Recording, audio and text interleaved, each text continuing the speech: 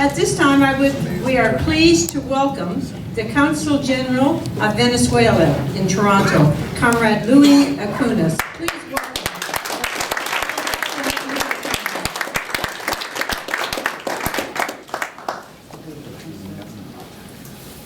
So, sisters and brothers, comrades and friends, we call this gathering the Trotsky School.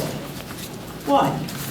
Because the ideas of Leon Trotsky, the co-leader with V.I. Lenin of the Russian Revolution 100 years ago, have great relevance and power today in the context of the global decline of capitalism.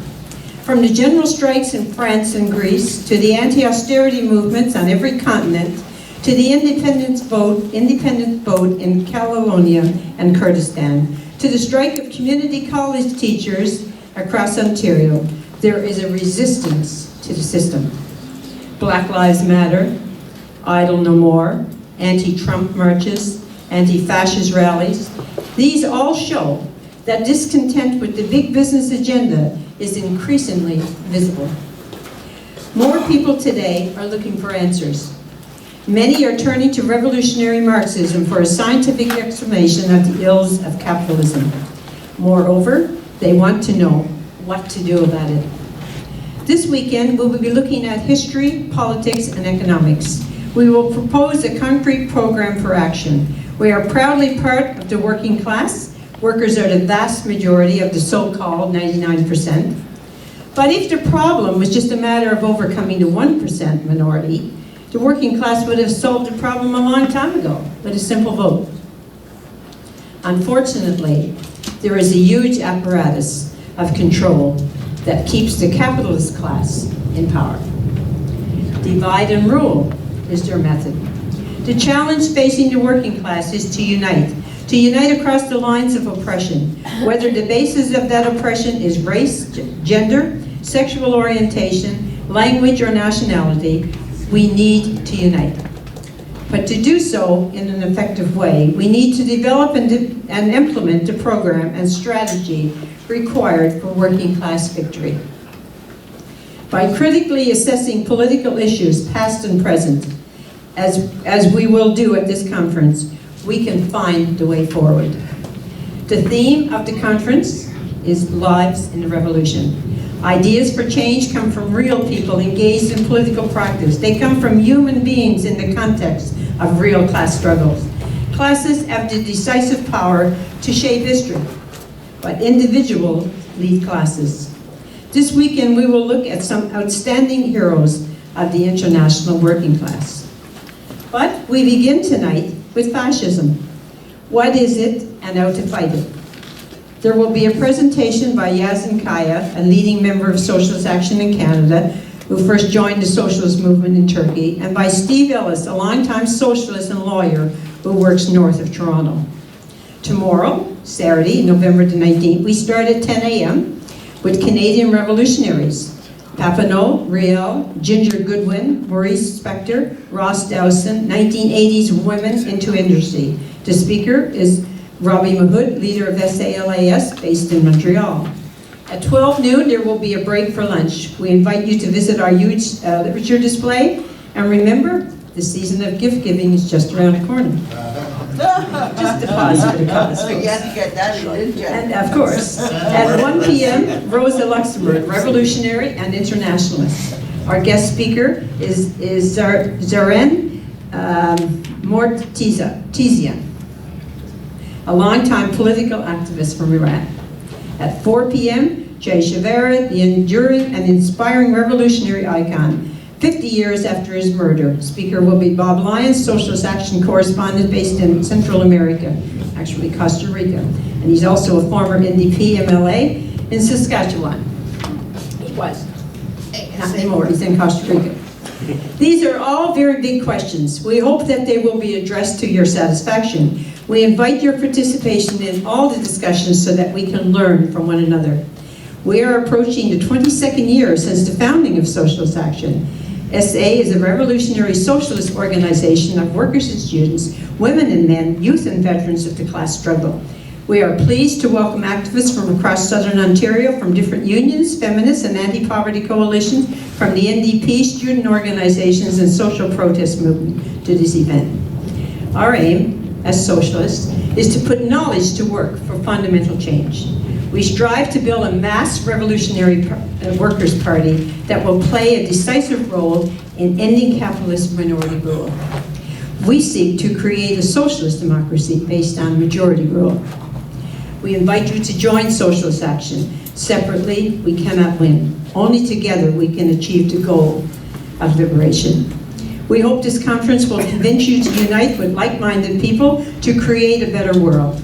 Our conference consists of 4 public sessions. Tonight, also after the session, we invite you to join us for a drink at the Duke of York pub just a block north of this building off Bedford Road at 39 Prince Arthur Avenue.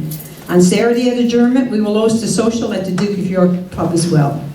If you decide to join us, say, during the conference, please inform me or another SA member. We will warmly welcome you. And now, we will invite our speakers to come to the table.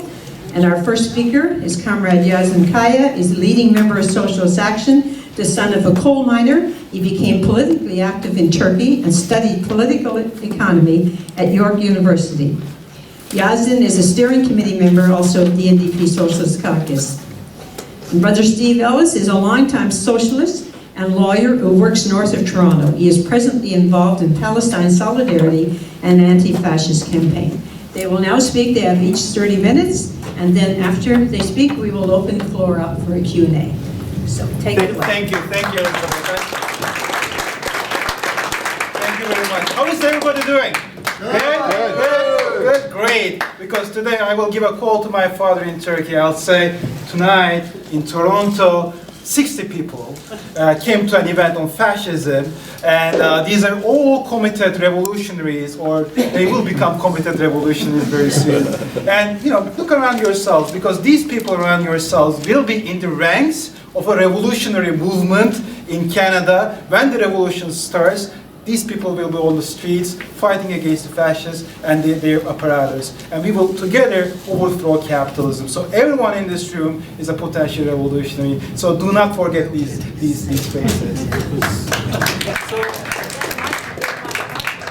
can you hear me without a mic? Yes. Great. I just don't want you to lose your voice. No, I will not lose my voice. I will not lose my enthusiasm. So today, thanks for coming. At least go closer to the mic, because we have a subway that is... How about this, Barry? Is this good? Maybe I can hold this. Yeah, is this any better? Yeah. Oh, great. Okay, great. All right. So again, thanks for coming instead of staying at home and watching Stranger Things in Netflix. But today we will be talking about creepy things too. Leather word, fascism. And why are we talking about fascism today? First of all, those people who were once in their internet groups underground are not they're coming to the surface. Those folks who were previously organizing the internet groups, in small numbers still, are now on the streets. They're on the streets here in Canada, they're on the streets in the United States and in Europe. So these neo-fascists and racists are becoming a threat. And we have to understand their the social dynamics that bring these people and these movements into existence.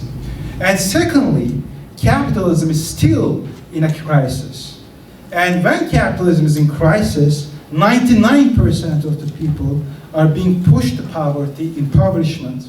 And this this becomes a dynamic that gives rise to those fascist movements, because these fascists feed from poverty. But their response to poverty, their explanation of poverty is corrupt. They blame the immigrants, not the capitalist system. So increasing impoverishment of the 99% is a second reason today why we're talking about fascism.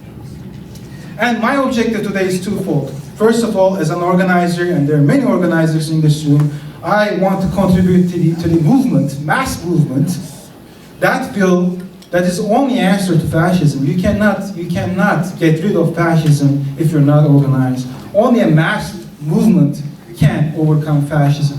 So this meeting is not just an intellectual activity, but a practical activist activity. And the intention is to build that mass movement against fascism. And secondly, as I said, fascists give a response, explanation to the impoverishment. They blame the immigrants. We have to have a counter-narrative. We have to explain to the masses that immigrants are not the reason for your impoverishment. It's the capitalist system that causes the crisis. It's the capitalist system that is the reason beyond of poverty. So if we can provide a counter argument, then the fascist so-called argument will be beaten. So the second reason is to give a comprehensive understanding of what capitalism is and what the crisis is and what fascism is. Fascism is three things. Fascism has at least three key components. First, it's a mass movement. In Germany, in 30s, in Italy, in Spain, fascism was a mass movement led by petty bourgeoisie. The middle classes were the backbone of the massive movement of fascism in Germany, in Italy, and Spain. So we should never forget this. Historically, fascism was not an action of 3, 4, 5 militant assholes. It was a mass movement on the street, and the class character of it was based on petty bourgeoisie. Secondly, although the small bourgeoisie was the leading skeleton of this movement, it was supported by the monopoly capital, the big businesses. Why? Because there were two kinds of pressures on the big businesses in the 30s in Germany, for example. First, rising international competition. So they wanted to smash the working class. They wanted to have the cheapest labor force. So with the democratic institutions, they were not able to do that. So they supported the fascist movement. And secondly, in addition to international competition, at home there was a crisis of governing crisis. The ruling classes were not able to rule the rising masses, rising working class with their normal armed thugs.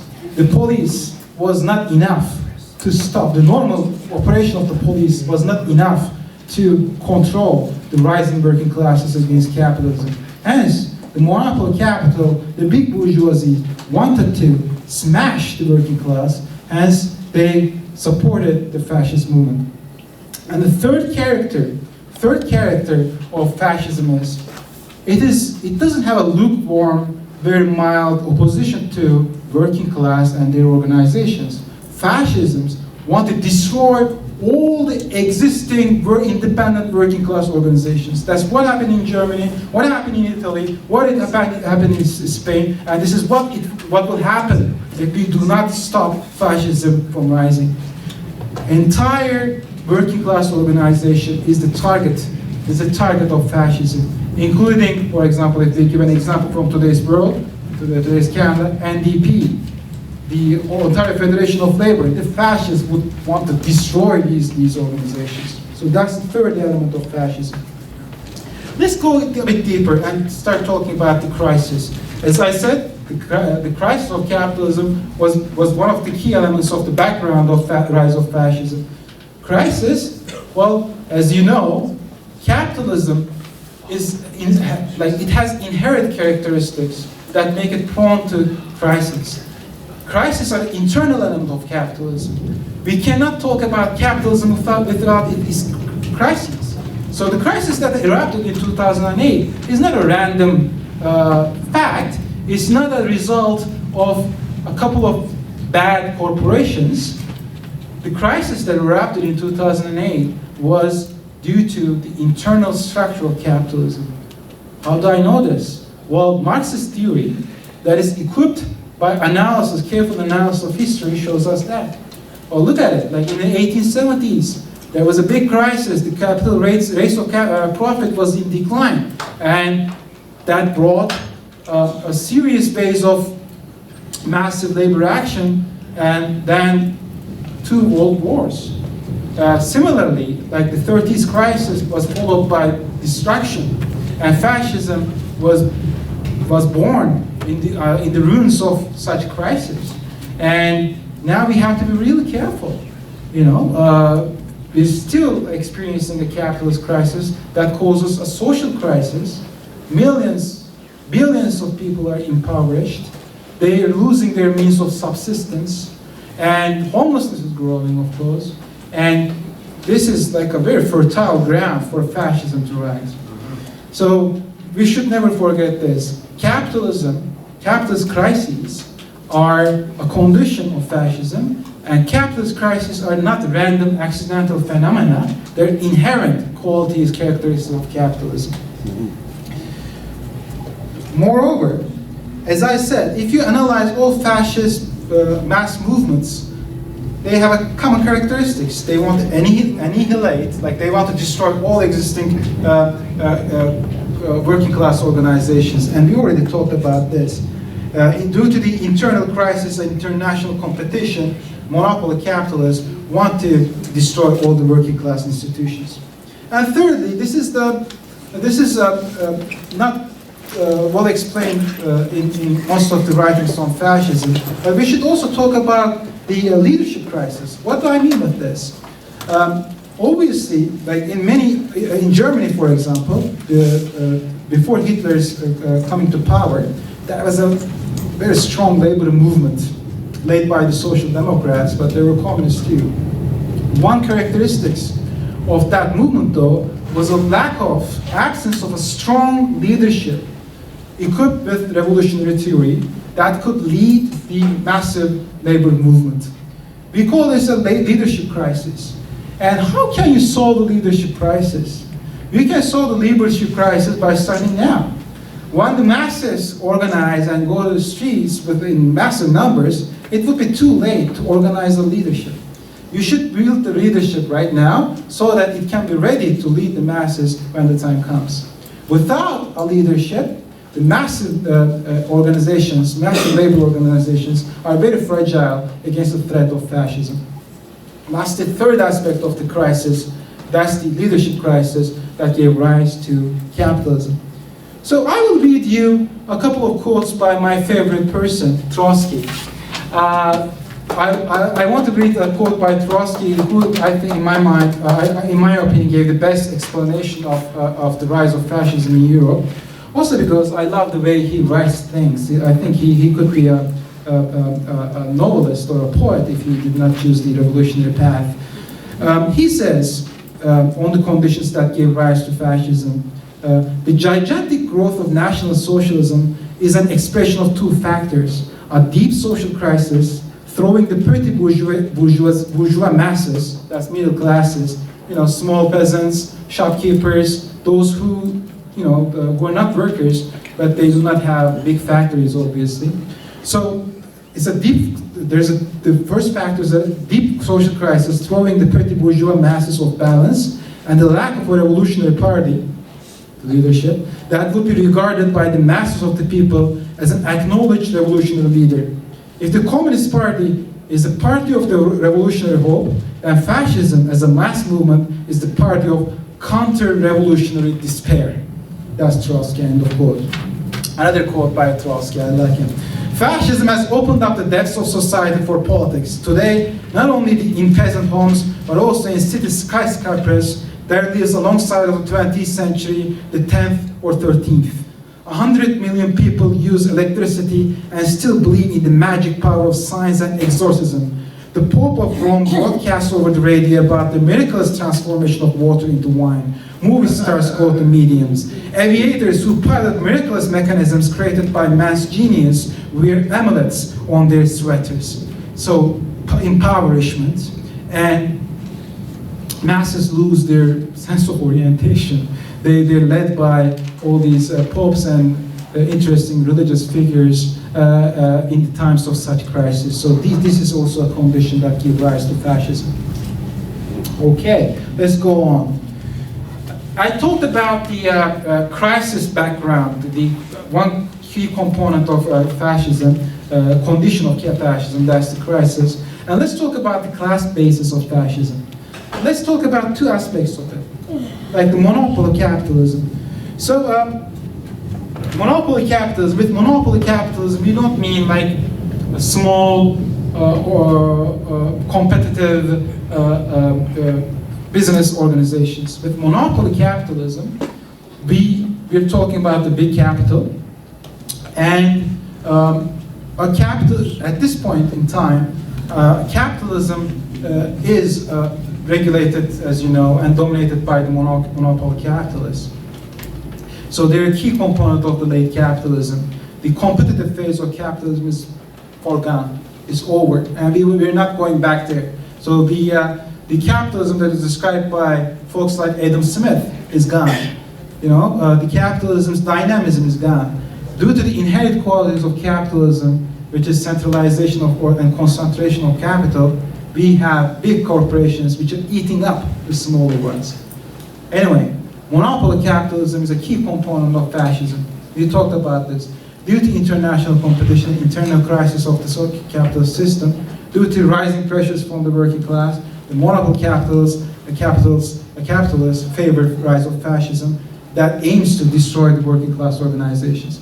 Let's talk about the second element, second class character, petty bourgeoisie.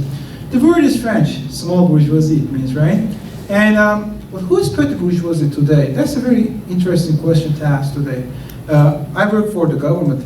I do an office job. Am I a petty bourgeois? Am I middle class? No, I'm a public service worker. So most of the people here are not in the ranks of the petty bourgeoisie. So what's wrong with the petty bourgeoisie? Well, in the times of the crisis, something happens to them. They lose their ranks. They lose their privileges. Let me give you an example. A friend of mine who used to he is still a medical doctor. We used to have a private clinic back in Turkey. When the crisis hit in 2001 in Turkey, he lost his private clinic. And he blamed the immigrants in Turkey, in Istanbul. He blamed the Kurds. He blamed the minorities in Turkey. That's what happens in the times of the crisis. Petty bourgeoisie, they lose their wealth. They join the ranks of the poor or the working class, or they lose their profits, and they're looking for an excuse. And they explain their impoverishment they blame the minorities, the certain races, certain groups for their impoverishment. That's not what happened in Germany. The petty bourgeoisie, the doctors, the small farmers who lost their revenues and who became the working class urban masses blamed the Jews, they blamed the gypsies, they blamed homosexuals, and on the basis of their corrupt ideology, fascism was built. So two class characteristics of capitalism should not be forgotten. It is comprised by petty bourgeoisie who are losing their status and wealth due to the crisis of capitalism and monopoly capital. Do you want another quote by Trotsky? Sure. Yes, why not? One more. Okay, this is about the class character of capitalism. And it's always good to hear a Trotsky quote with Turkish accent, isn't it? Yeah? German fascism, like Italian fascism, raised itself to power on the backs of the petty bourgeoisie, which it turned into a battering ram against the organizations of the working class and institutions of democracy. But fascism in power is least of all the rule of the petty bourgeoisie. On the contrary, it is the most ruthless dictatorship of monopoly capital. This part is great. Mussolini is right, that's Trotsky. The middle classes are incapable of independent policies. During the periods of great crisis, they're called upon to reduce the absurdity, the policies of one of the two basic classes. Fascism succeeded in putting them at the service of capital. Yes, Trotsky, yes, you heard it right. I agreed with Mussolini. So that was about the class character of capitalism. How much time do I have, Elizabeth? I still have some time, You right? have 9 minutes. 9 minutes ago. That's great. In passing, I want to compare fascism with another movement that looks like fascism, but it is not. That's Bonapartism. In the Middle East, well, it comes after Bonaparte, the case in France. But Bonapartism is a concept that we use to explain some political transformations, regime changes, like like the one happened in 1980s in Turkey, in Middle East. We have seen many cases of Bonapartism. In Latin America, we saw those. So what is Bonapartism and how does it differ from fascism? As I said, fascism is a mass movement. Whereas in Bonapartism, a cadre within the state, like a military cadre, captures the state power or tries to capture it. It's not a mass movement. In a Bonapartist regime change, for example, you do not see masses going to the streets.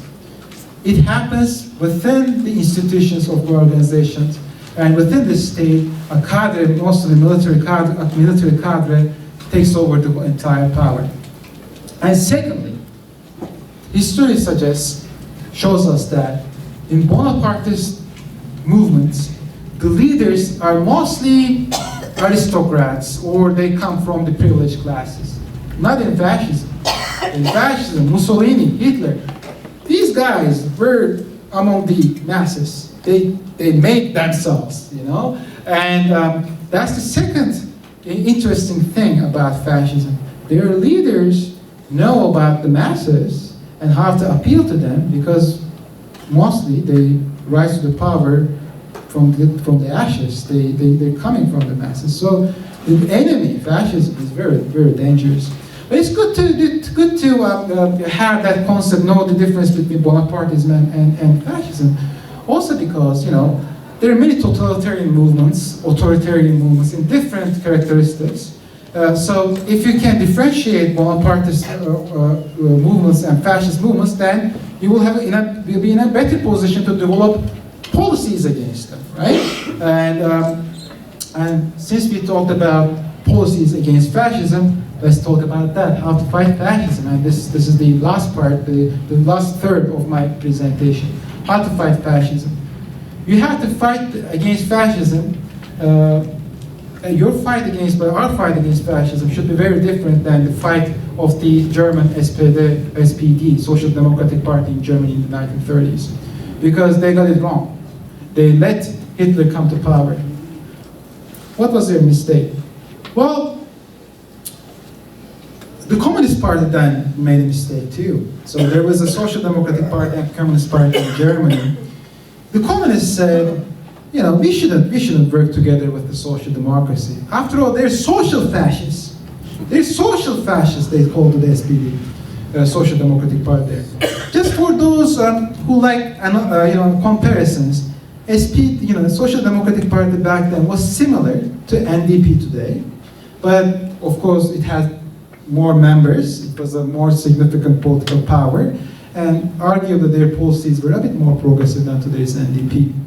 But then it was still, the similarities are there. NDP is a working class party with a corrupt leadership. Back then, the Social Democratic Party of Germany was a working class organization. The party, the massive party of the working class.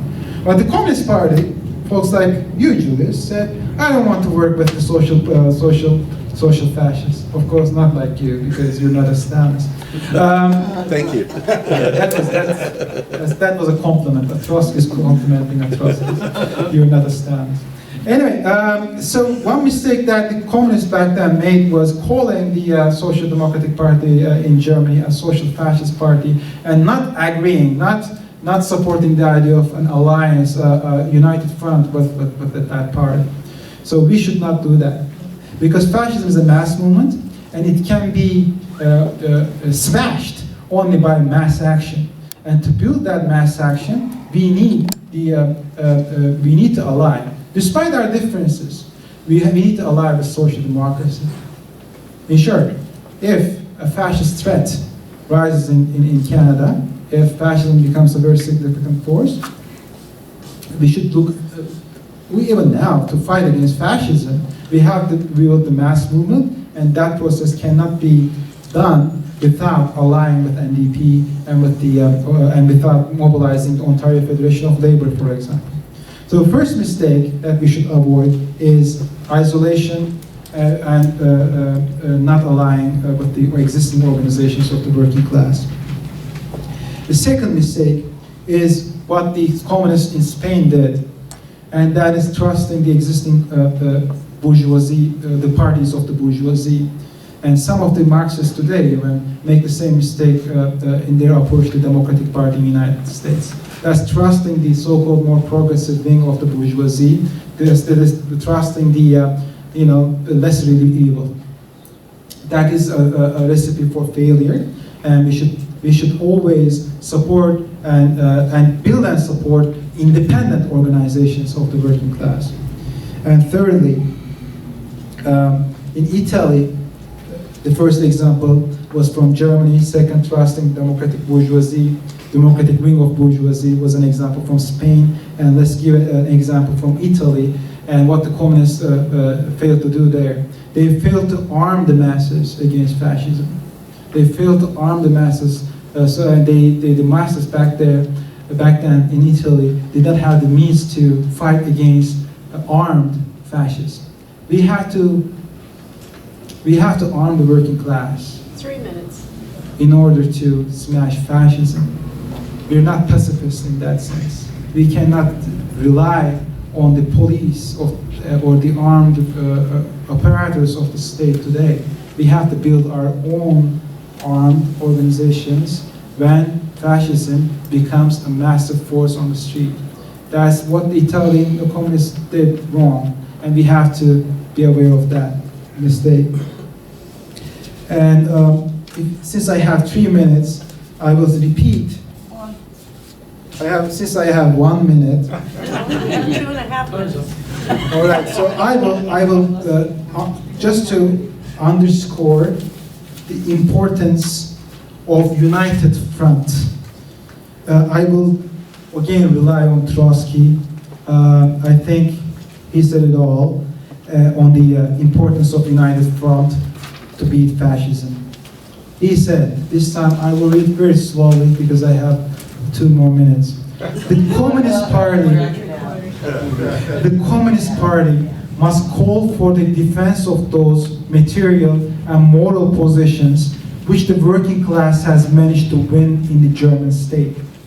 This most directly concerns fate of the workers' political organizations, trade unions, newspaper, printing plants, clubs, libraries, etc. Communist workers must say to their social democratic counterparts, NDPers, the policies of our parties are opposed.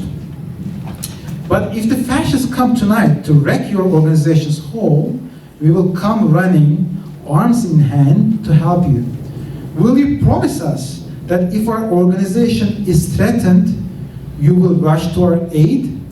This is the essence of our policy in the present period. All agitation must be pitched in this key. So our task today is to build the mass movement against fascism. And the way of doing it is going to the ranks of the NDP, going to their meetings, going to Ontario Federation of Labor's convention and making this point. Thank you very much.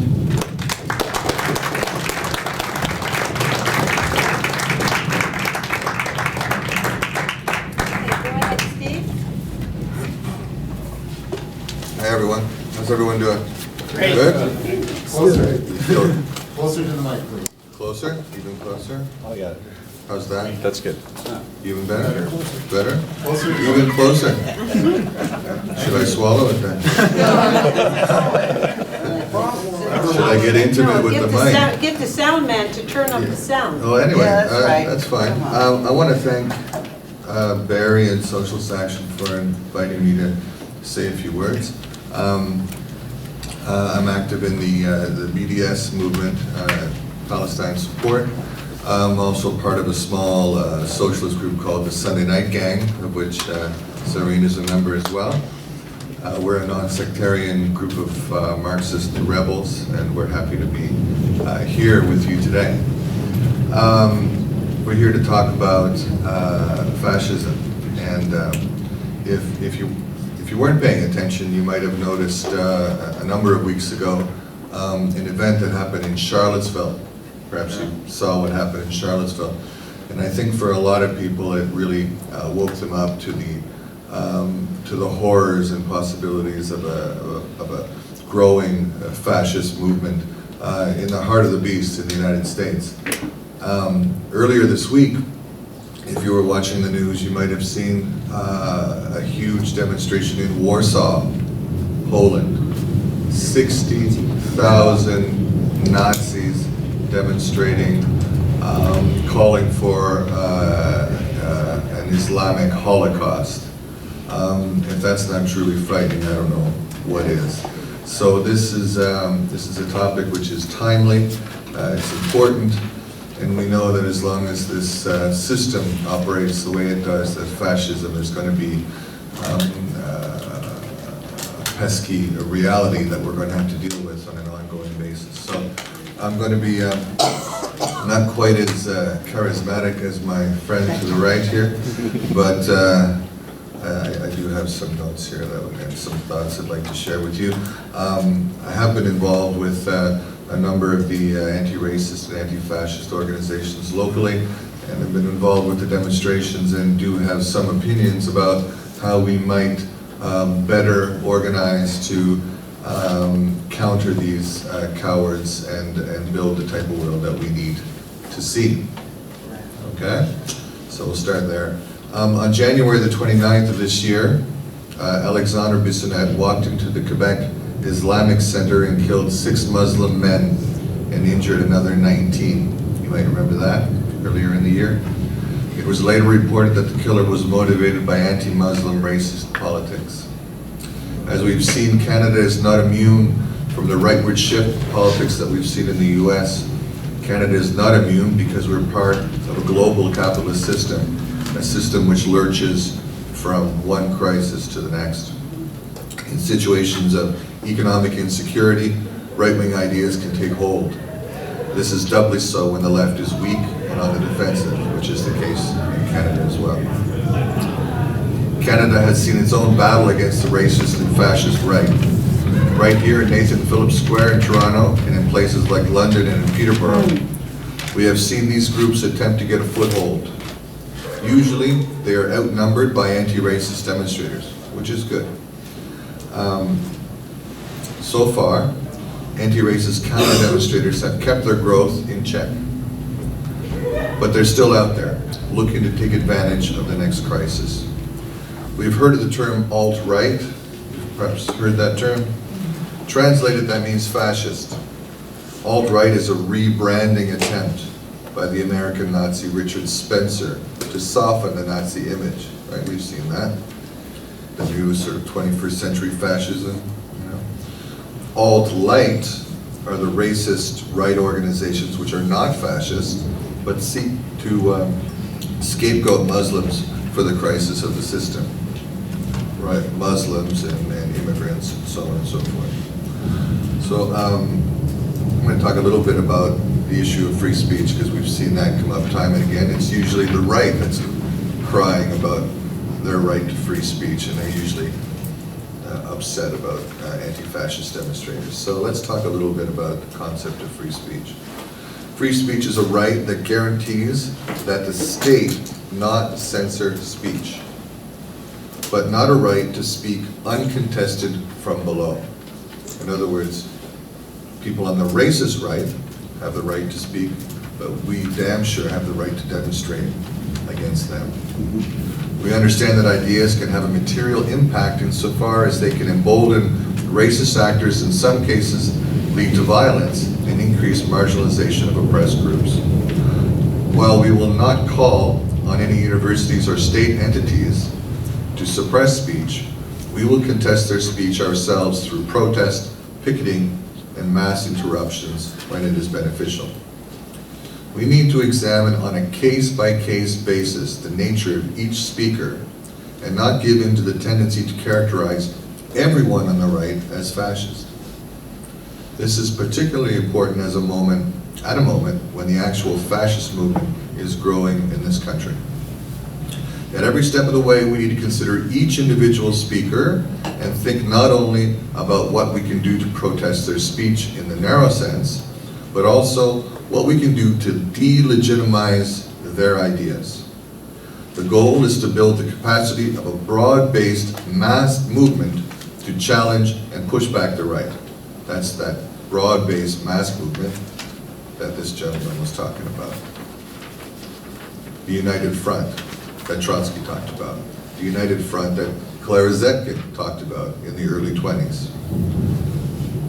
The United Front idea that ultimately was pushed to the side and overcome by Stalinism and the division in the movement. So when fighting the racist and fascist right, we come across different perspectives on how to proceed. One perspective is the liberal perspective. There will be times when we will disagree with allies who have a liberal or ultra-left stance on free speech. But we will also have moments of strategic agreement. For example, although we disagree with the liberal stance on speech, there will be times when free speech is under attack that we will work closely with liberals to defend our rights. We can work closely with liberals who actually want to protest the right while working against the liberals who want to, quote, leave them alone. You've come across these ideas sometimes, and people say, okay, well, these racists or Nazis are organizing over there, best not to give them any attention. You've heard those arguments before. Similarly, while we disagree with the ultra-left dismissal of freedom of speech, there will be times when we align with people like anarchists who also see that we cannot make demands on the state or on universities to restrict speech. This is important. For some, shutting down right-wing speakers is an end in itself, and you hear those arguments too, right? We're just going to shut them down, okay? That's it. This corresponds to the strain of the movement for whom confronting the right always means using force no matter the circumstances, and we've heard that. In a moment where there is impatience and frustration with liberalism and the inability of the left to pose an alternative or fight the right wing, a sense of frustration can develop, and that's where this comes from. It's called the politics of voluntarism, right? We're the select few, we're going to march in there, we're going to deal with the fascists, leaving everyone else behind, right? It's an elitist point of view. The politics of voluntarism, when a small number of people act on behalf or in place of mass action, have played out in a number of protests and are exemplified by many in Antifa, for example. We've seen it happen in Berkeley as well. Okay? A lot of violence against the appearance of Milo Yiannopoulos at Berkeley, but violence nonetheless by a minority of individuals, which has the tendency to alienate the mass of people who might be involved in that fight. Voluntarism can have a very damaging impact on the movement in a number of ways. It can provide an excuse for the state to crack down on the movement, allow the right to present themselves as victims of persecution, demobilize people, relegating them to be spectators of the street battle, and generally weaken the movement and make it more vulnerable by separating the smaller left-wing forces from the sympathetic and much larger forces who could potentially stop the right. All of these outcomes contribute to the shrinking back of the mass character of the movement, rendering it less capable of stopping the growth of the right. At every turn we ask ourselves this, and this is important. We have to ask ourselves, the tactics that we choose, will it embolden the mass movement or undermine it? So if challenging a right-wing speaker with larger groups of people will help to do that, then we will argue for that, build it, and engage in it. And if in the process of challenging their ideas, unfurling banners, heckling, interrupting, and protesting in large numbers, the right wing decides to call off their event in the face of massive unpopularity, and the confidence and clarity of our side grows, then we have a victory. But if in the process the masses of protesters are relegated to the sidelines by a handful of provocateurs, then it is not a victory. Our goal is not to shut down speech, but to exercise our own free speech rights through mass mobilization, to the point of making right-wing speech untenable. And if we have a choice between being a part of a militant challenge of speech that grows and builds the ranks of the movement overall, but does not prevent the speech from happening, and a speech that is shut down by a handful of people acting on behalf of the movement and relegating everyone else to the status of spectators, then we choose the first. These tactics, of course, change when we're dealing with bona fide fascists, of course, in which case a no-platform approach is wholly appropriate. Challenging the right-wing speech, therefore, is only part of our movement. The more important, though not unrelated work, is to challenge the entire panoply of attacks on the poor, the oppressed, and the disenfranchised. Our work is to challenge the Liberals' austerity budget, to save Medicare and public education, to stop deportations, challenge Islamophobia, defend abortion rights, and to stop police killings of black people, to defend workers and union rights. To build new and democratic networks and organizations that can knit together the burgeoning resistance that this comrade was talking about.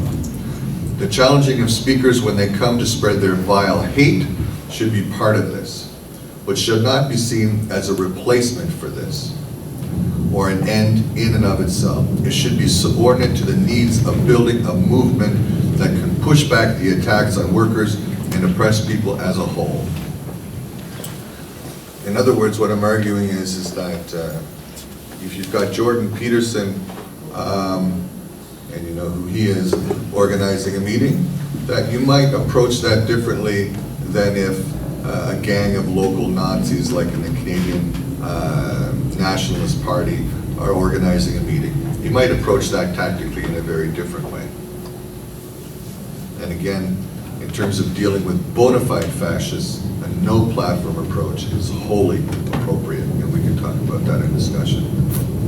So let's talk about the cast of characters locally who make up the alt-right and the alt-right movement. Yeah, Want to talk about that? yeah, let's go. You know who they are anyway, right? I don't need to tell you. Okay, I'll tell you. All right. Kevin Johnston, you know who Kevin Johnston is? He operates the Freedom Report. He was a leader in Brampton in the big parent struggle against prayer in the Peel schools, interrupting the Peel school board meetings. Did you see him? Anyway, he was charged recently with hate speech. You might have heard. Anyway, he's one of the cast of characters in that group that organized. Sandra Solomon is one of the main organizers with the Canadian Coalition of Concerned Citizens. She's also a regular at the Peel District Regional School Board. She's a fervent Zionist and promoter of anti-Muslim politics. Ronnie Cameron, someone else, part of the same organization with Johnston and Solomon. He's been instrumental in organizing the so-called freedom of speech rallies at Nathan Phillips Square. The Jewish Defense League, my favorite organization,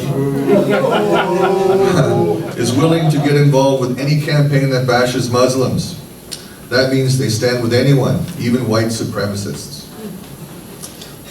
No irony there. They're a crude gang of thugs. You can put that on a mug or something.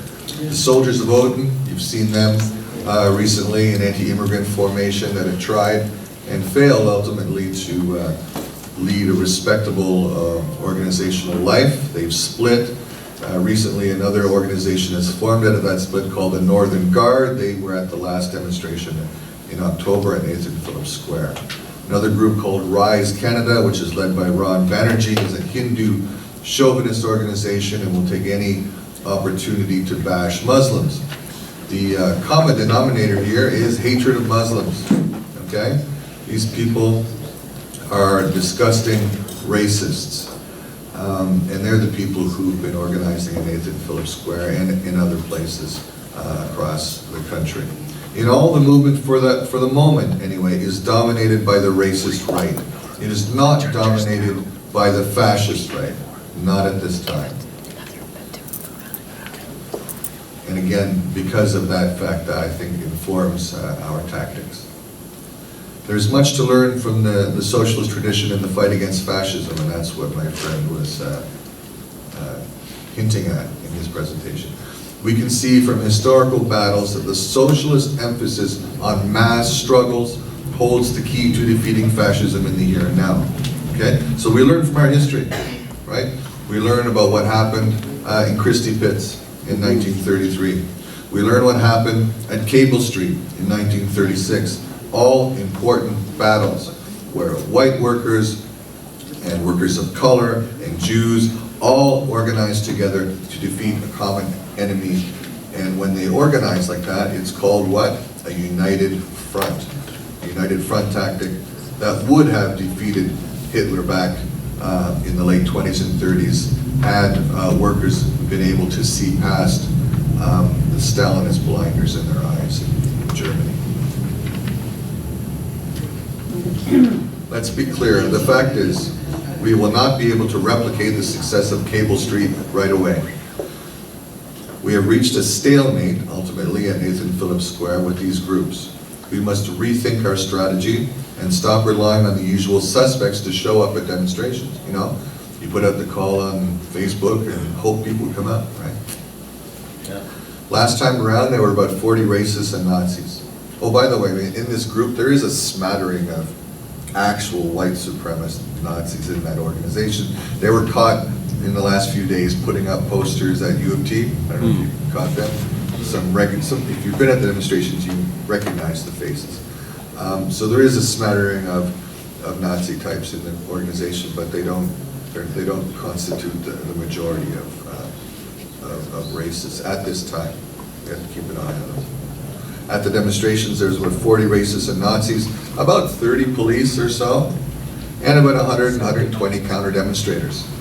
This is and has been a recipe for demoralization. The police have been effectively shielding the racists, thereby assisting them. They have been emboldened and now consider their October demonstration to have been a success. If we are to realize our goal of demoralizing and defeating them, we need mass numbers at the next demonstration. We will need at least 500 to 600 people at least at the next rally. That way we can chase them and their police protectors off the square. Right? We need to be able to declare Nathan Phillips Square a racist-free zone. Okay? Sound good? To do that, we're actually going to have to roll up our sleeves and do some real work. We will have to go to our unions and demand assistance. We're going to have to go to high schools and recruit there. We need to set ourselves up on the street and talk to anyone who would like to rid the city of these parasites. This won't be easy. It will require us to be serious about fighting the racists and the system that produces them. It requires real socialist politics. Thanks for listening.